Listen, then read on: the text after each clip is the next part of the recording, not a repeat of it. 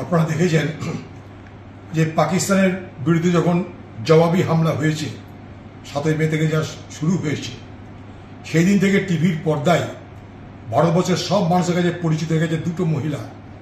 একজনের নাম সোফিয়া কুরেশি, আর একজনের নাম ভৌমিকা সিং। আজকে মহারাষ্ট্র এই মধ্যপ্রদেশে একজন বিজেপি সরকারের মন্ত্রী, সেই মন্ত্রী যার নাম কুনওয়ার বিজয় শাহ, সেই মন্ত্রী বলছে বক্তৃতায়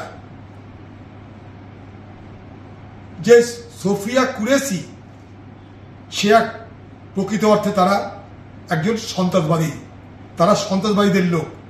যেমন সন্ত্রাসবাদী হয় সে সন্ত্রাসবাদীদের বোন।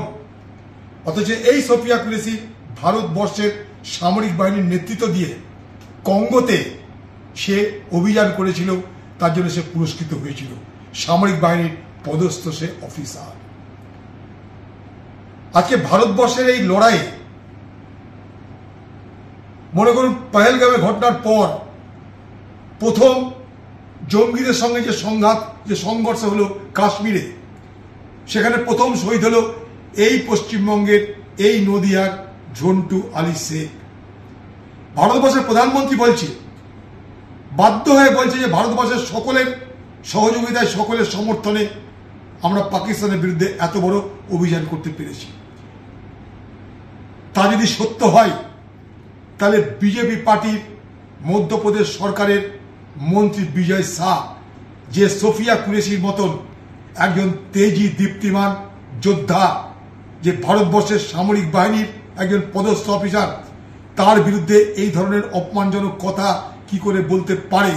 যে দেশকে রক্ষা করার জন্য যারা প্রাণ দিতে যায় তাদেরকে সন্ত্রাসবাদী সাজায় এই বিজেপি সরকারের মন্ত্রী, অথচ তার বিরুদ্ধে এখনো কোনো ব্যবস্থা হয় না কেন? এটা আমাদের প্রশ্ন। আজকে সিডাব্লিউসির মিটিংয়েও আমরা এই ঘটনার তীব্র নিন্দা করে প্রস্তাব নিয়েছি।